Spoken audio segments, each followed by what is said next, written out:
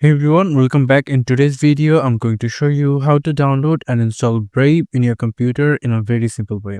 How you can do it, just simply open any of your favorite browser and then simply come over into the search option and simply search for Brave.